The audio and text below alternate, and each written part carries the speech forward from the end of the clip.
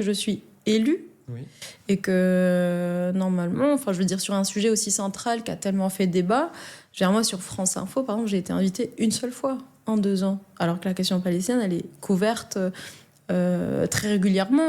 Une invitation de Rima Hassan sur France Info est bien documentée le 29 avril 2024. En revanche, les archives publiques disponibles ne permettent pas d'établir de façon exhaustive qu'elle n'a été invitée aucune autre fois pendant cette période.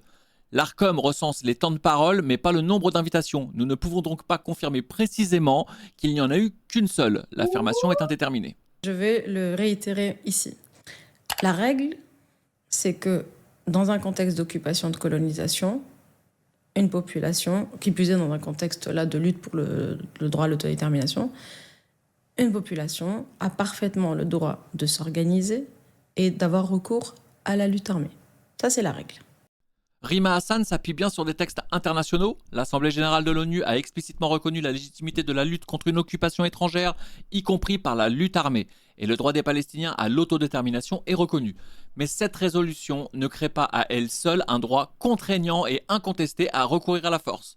Et le droit humanitaire encadre les conflits sans en légaliser le déclenchement. Présenter cela comme une règle juridique parfaitement établie est donc trop catégorique. L'affirmation est trompeuse.